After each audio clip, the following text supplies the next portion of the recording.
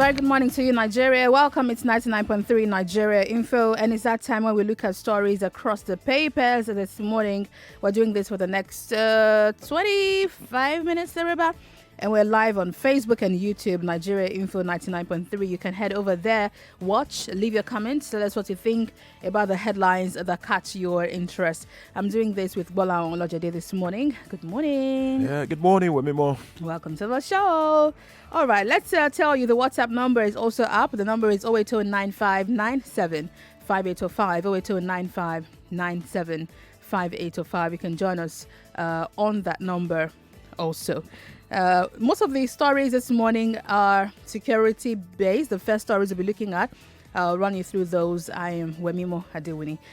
Catholic bishops to government. Failure to arrest culprits shows federal government's insincerity on killings. This is a bigger story on the Punch newspaper. A similar one here on the Punch still. Troop fighting Boko Haram. Kills 4 colleagues, injures others. This story this morning just, hits me. Nigerian pilots, Catholic bishops protest Sunday as faithful wore black yesterday. It was Ash Wednesday yesterday. And also here, a similar story. Buhari calls for foreign support to end terrorism in Africa. That's the Nigerian pilots.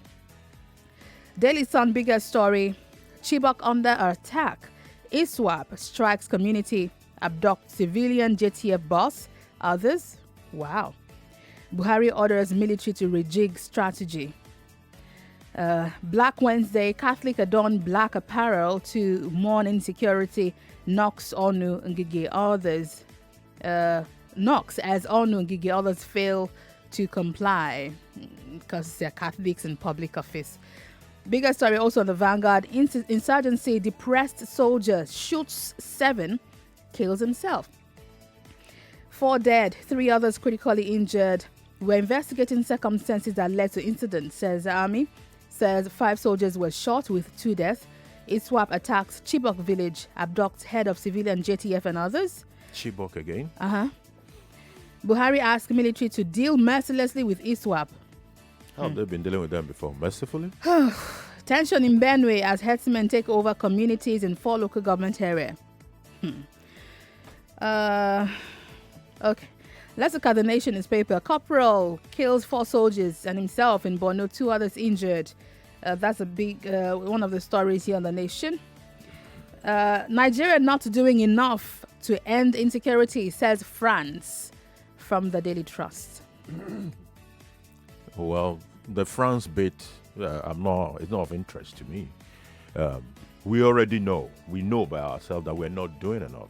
And that is why you have protests like the Catholic Ash Wednesday. In fact, they call it the hashtag Black Ash Wednesday. Yeah. And many of them had black ash, actually. Usually it's not the grayish. Not the gray one. Yeah, it was Well, I wonder blackish. why they got the black one from. But the message is passed. And the message is very clear. Basic management.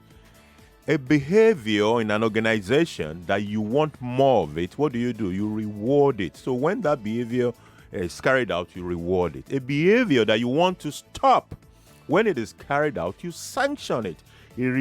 Sanction reduces unpleasant behavior while reward increases the other ones. So if we are here and we're not, even when arrests are made, we hear things about, they've been rehabilitated and, are they going to be released back into the society? Look, Nigeria is not the only place where terrorists are arrested, though. Mm-hmm.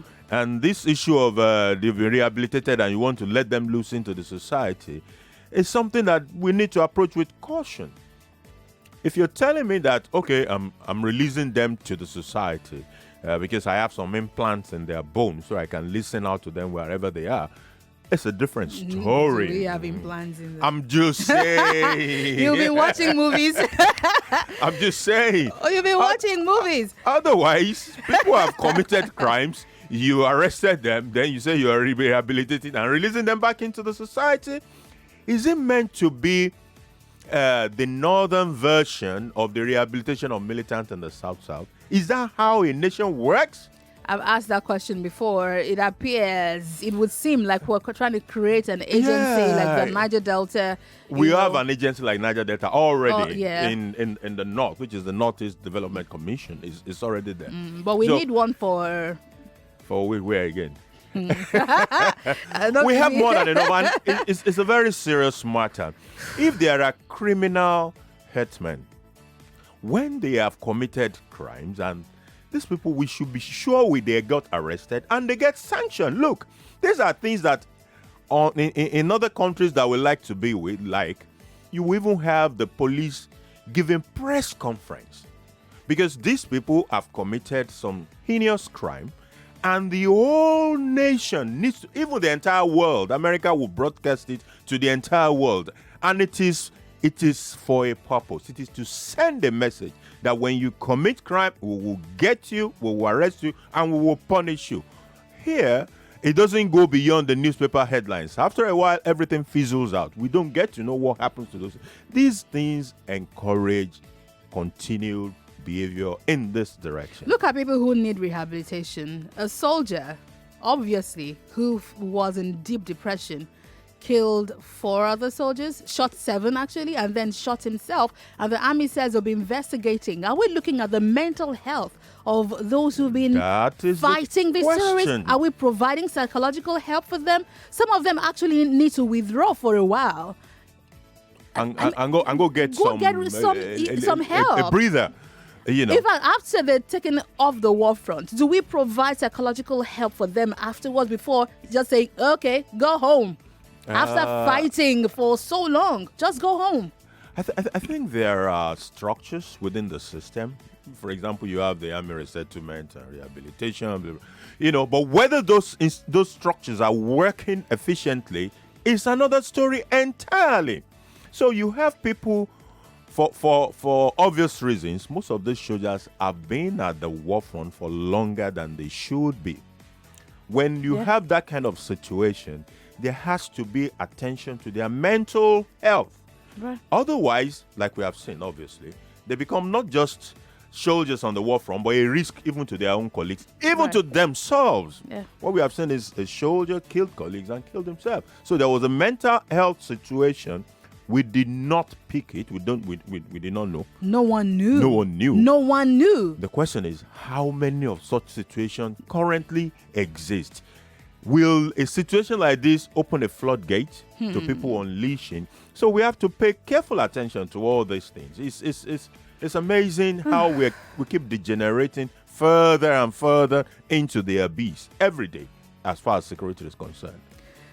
Well, I'm tempted to just stay on that story because it's really pretty pathetic. Just kind of sets the mood for me this morning. But someone is getting richer, and we must talk about it. 60 million naira richer. In Bayelsa State, Supreme Court refuses to sack Diri, awards 60 million naira costs. It's also the biggest story of the Nigerian pilot. No reversal. Supreme Court dismisses APC's call to review Bayelsa Guber judgment, declares there must be an end to litigation. Slams Afe Babalola Olanipekun with 60 million naira fine. Regrets that the very senior lawyers asked for the review. What's that to regret? Isn't there room for asking for review? Daily Sun, Bayelsa, Supreme Court dashes Leon APC hope. Dashes their hope. Dismisses suit seeking review of judgment. Awards 10 million naira to Governor Diri Dixon. Bayelsa, no force on earth can reverse our verdict, says Supreme Court on the front page of the Vanguard newspaper. The biggest story, Supreme Court's verdict on Bayelsa is final. Justices reject requests for review of judgment. Alleged that the move meant to desecrate judiciary. I'm not sure about that though. Lawyers to pay 30 million naira fine on applicants. PDP, Diri Dixon, ruling party, APC, keep mum. Let me tell you what the Supreme Court said. Quote, this court is not authorized and indeed lacks jurisdiction to review any judgment delivered on merit. So who should review it? They don't have jurisdiction. More so, when the applicants have not pointed out any accidental error or slip in the judgment, there must be an end to every litigation. Again, Even if we review this judgment, every disaffected litigant will bring a similar application. Absolutely. And the finality of the Supreme Court will be lost. This court is the final court of the land, and its decisions are final for all ages, so as to ensure certainty in law. Wow. Okay, just a quick comment on the earlier story. It's more of a call on our security agencies. Even in the best parts of the world, people in the war front do shoot their mates, even when they have come back from the war. And that happens over and over again. The suicide rate among American soldiers is higher than the normal citizen in America. It's called PTSD. So, exactly. So we must pay attention to this. We're not immune to all of that. And these soldiers are going through a lot. Post-traumatic stress syndrome. Disorder, please. Yeah. So now back to the Supreme Court issue. Supreme Court is final. If you remember, when we discussed this, I quoted that popular slogan that the Supreme Court is not supreme because it is infallible. So in law, it is known that it is possible for the Supreme Court to commit an error. It is known. And when it commits an error? But it is supreme. It is infallible because it is final. Supreme. Yes. That is it. So it's not as if there will not be flaws here and there. But look at where... So what happens with those flaws here and there? We leave them? We live with them. Oh, wow. Yes. What you have is a situation that started with Imo. From Imo, it went to Bayelsa. Now we have Osun, Katsina, Zamfara, presidency, and all of that. Everybody asking for a review. Now, what that judge specifically said was that, look, even if we review now, let's say we change our opinion, then the other part comes back to us for a review. When do we draw the lines? If it's not in your favor, you don't like the judgment. You don't like it. As simple as that. So what we end up doing is that we will end up presenting the Supreme Court as a purveyor of half-baked judgments. And all sort of judgment, all sort of situation will come up in which people want a review. When we do that, we pull down that institution, we destroy that institution. And that is the message that the justices were passing on to those so that you should know better. You should know better. You know that there could be flaws. We're human beings after all, essentially. But you also know that why fine the lawyers? So that it will send a message to the others too. That look, what have they got done wrong? I mean, what's their offense? Why fine the lawyers? They're not parties in the suit. Why fine the lawyers? Maybe it could be improper conduct. Maybe actually they said it was for bringing a case with no merit before them. They decided it had no merit without looking at it. Who says? How many months did they sit with that case? And then after you file a request for a review, are you suggesting that the Supreme Court judges have not looked at what this lawyers filed? Have they looked at it? Why would they not? They were meant to have a sit. Why would they not? Guys, tell me what you think. The Supreme Court is supreme and final, whether you like the outcome or not. The question is, can we trust them to say they make the best decisions most of the time? Definitely not all the time, but can we trust them to say they make the best decisions most of the time? If we have wrong decisions made too often, then we have to live with the wrong decisions for too long. That will also put to question the way and manner in which the judges get to those positions.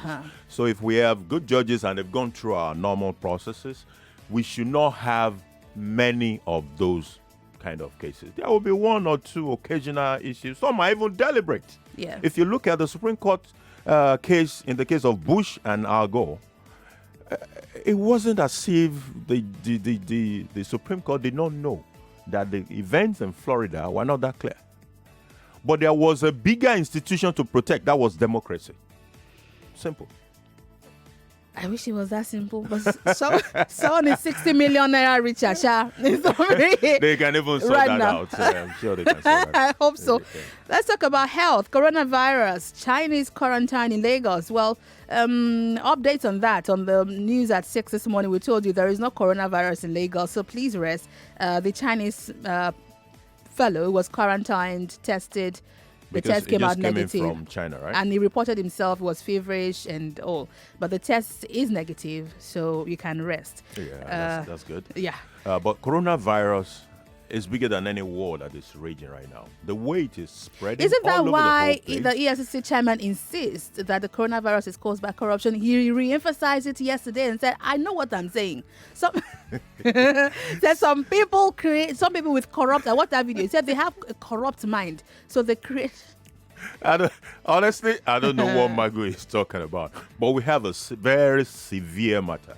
Events are being cancelled, even as at yesterday.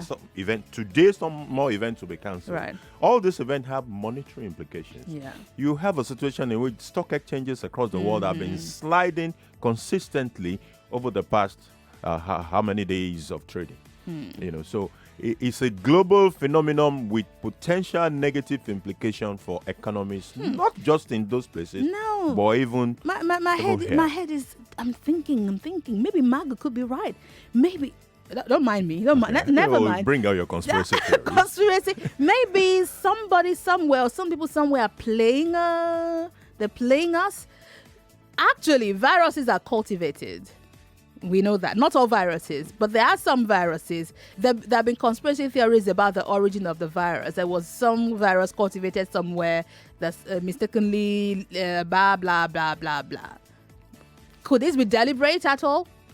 Could we rule it out? We cannot rule it out. Rule it out. When in the space of in international politics and economy, a lot of crazy things have been done in that space before.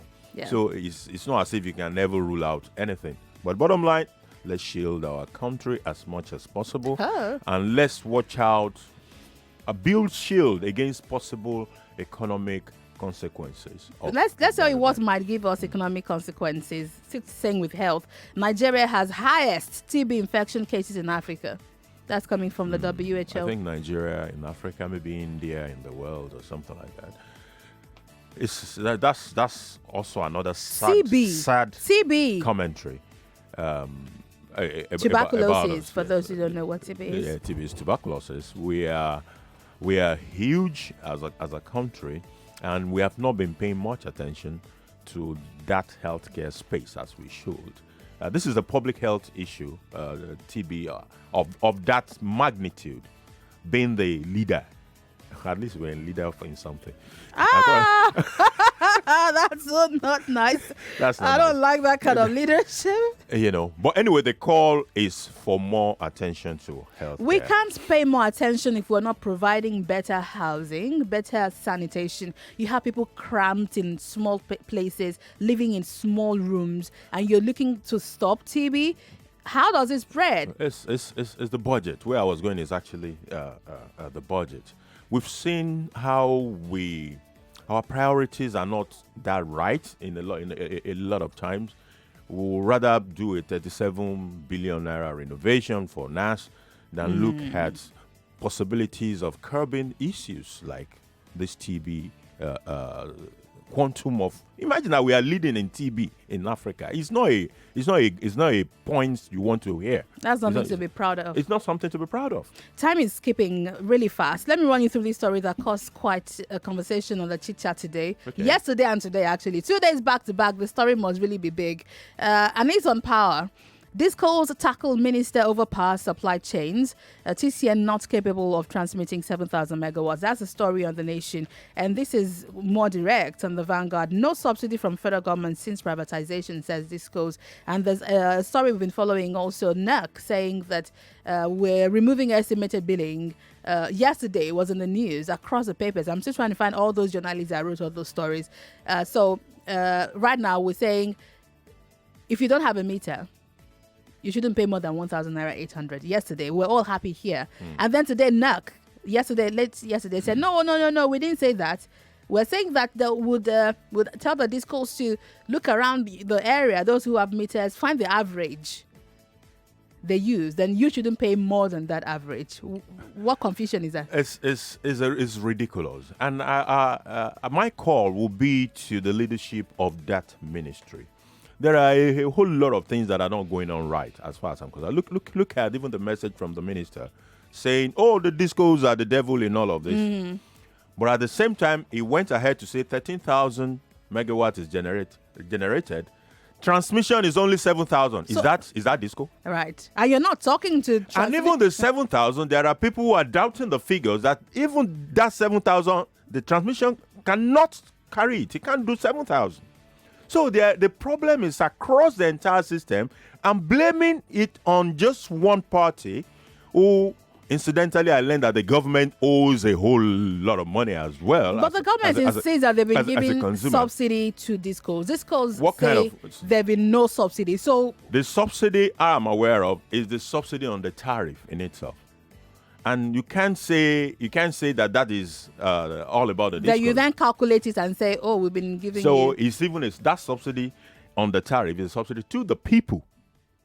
So what subsidy are they talking about? So it is for this minister to get on top of this game. There was a time he said something about the fact that it was one woman in rural electrification that is the reason we don't have electricity in Nigeria. And I'm like, what kind of comments are coming from this gentleman? They always get me. The messages, oh my goodness, where do I even start from? Let me just take a few. Please bear with me. Igwe Victor, tension. Okay, no, this story is not on our front page. If we must say they are supreme, then the process of choosing the members must not be political, and members must be apolitical in their decision, because injustice is sickness of the heart. That's saying with the Supreme Court story. I agree perfectly with his Chinedu comment. from Idumota. No name on this one. Kingsley Anunibe on WhatsApp. I support the Supreme Court's finality. The two lawyers from APC and Bayelsa election litigation, because the lawyers... Okay, fining the two lawyers from APC on Bayelsa election litigation because the lawyers were in the right place to have advised their clients better. Dear Gbolahan. Let that be later. Dear Gbolahan, that's to you from Jimmy. Did the Supreme Court's judgment for Imo State gubernatorial case protect the great institution of the judiciary? We don't have more time to answer that. Let me take one from Facebook. Kingsley Ebimo says, why find the lawyers? These are senior lawyers who ordinarily supposed to know about the finality of the Supreme Court decisions, yet they went ahead with frivolous application with a view to derogating the decision. Okay, saying why find the lawyers? Again, that's a rhetorical question. Yeah. One also from Twitter. It's amazing.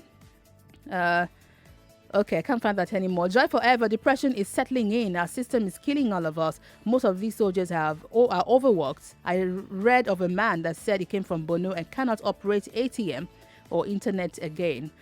Supreme Court cannot reverse itself. Hope we have electoral reform. When we come back That's the way to go. That's the way to go. When we come back from the break, and I've promised you that next week we're talking about this electricity thing. We will get the NERC right here in the studio so they can explain to us exactly what they're talking about. I'd also try to find Bart Naji. I'm wondering, what did he do right? I just want to know, what did he do? Because everyone just keeps saying, during the time of Bart Naji, okay, let's get him to... Yeah, off mic. We can't hear you. I said Bath was a technical person. You understand the industry thoroughly and an engineer. So it's slightly different from a lawyer and a politician. So why isn't there anymore? We'll ask those questions next week. After the break, we're talking about the death of the Remo star footballer. We're talking with the PRO in Ogun State as well as a media officer of Remo Stars Football Club. Join the conversation right after the break. I'm Wemimo Adewuni. This is a Morning Crossfire.